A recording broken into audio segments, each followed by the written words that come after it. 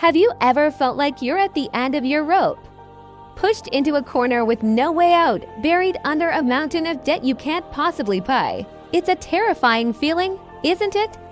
Today, I want to share a story about a woman who was in that exact situation, a story about desperation, faith, and a miracle that came from the most unexpected place. Her name was Mara, and she was a widow. In her time, that was one of the most vulnerable positions a person could be in. Her husband, a good man who had followed the great prophet Elisha, had died, leaving her not with an inheritance, but with a crushing debt.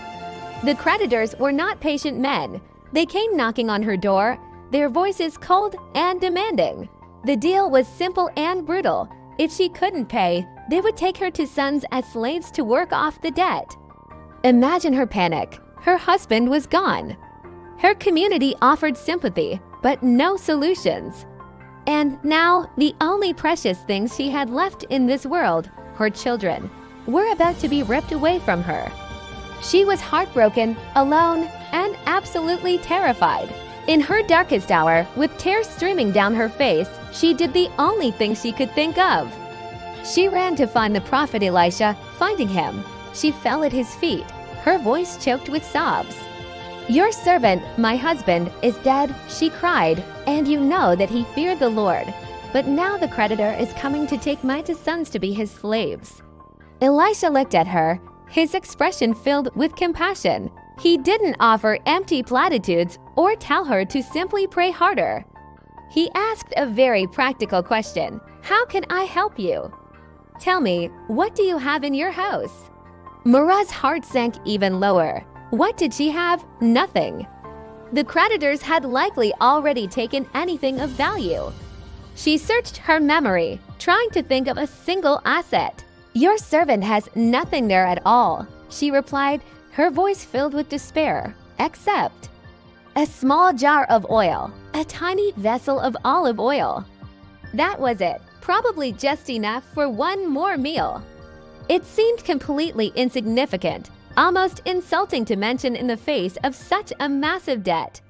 But Elisha didn't see a useless jar of oil. He saw an opportunity for a miracle. His instructions were strange, to say the least. "Go borrow vessels from everywhere, from all your neighbors' empty vessels. Do not gather just a few.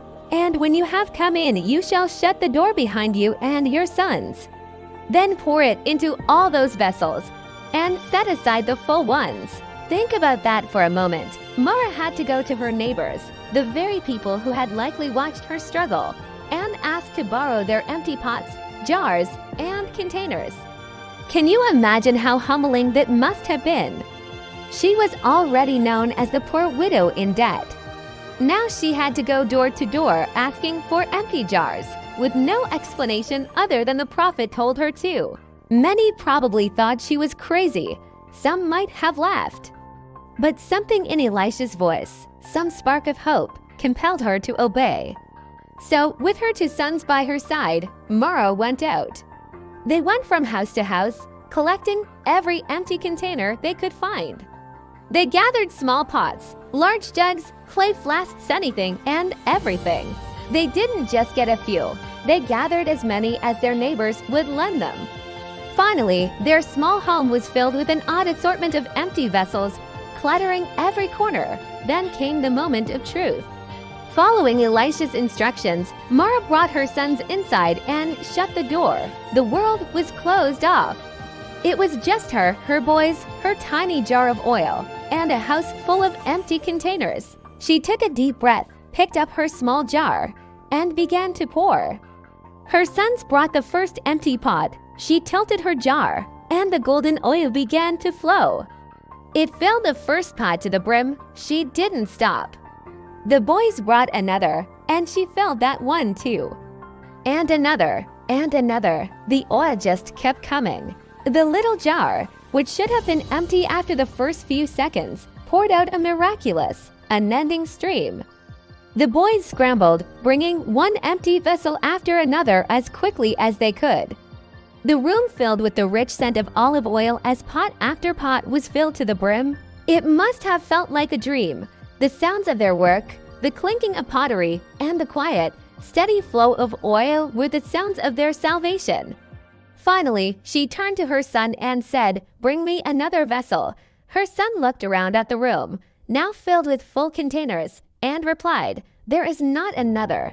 And at that very moment, the oil stopped flowing. The miracle was complete, perfectly measured to the capacity they had prepared. Mara stood there, stunned, surrounded by a fortune in oil. She and her sons had done it. They had followed the strange instructions, and the result was more than they could have ever imagined. She immediately went back to Elisha to tell him what had happened. He gave her one final instruction: "Go, sell the oil and pay your debt. And you and your sons live on the rest." And so she did. Mara, the desperate widow who had nothing but a small jar of oil, was now able to sell her abundance, pay off her entire debt, and secure the freedom of her sons. But it didn't just stop there. She had enough left over to live on. The miracle didn't just solve her immediate crisis, it provided for her future. This story is so powerful because it starts with a situation that feels completely hopeless. But it teaches us that sometimes the solution to our biggest problem starts with the little thing we already have. For Mara, it was a jar of oil. For us, it might be a skill, a talent, a friendship, or a tiny spark of faith. The key was that she had to act. She had to take that humble step of borrowing the empty jars, creating the capacity for the miracle to happen. She shut the door, trusting in the promise, and poured out what she had. Whatever you're facing today, whether it's debt, fear, or uncertainty, look around. What's the one small thing you have in your hand? Don't dismiss it. It might just be the starting point for your own miracle. Thank you for watching. If this story resonated with you, please like, share, and subscribe for more content that inspires.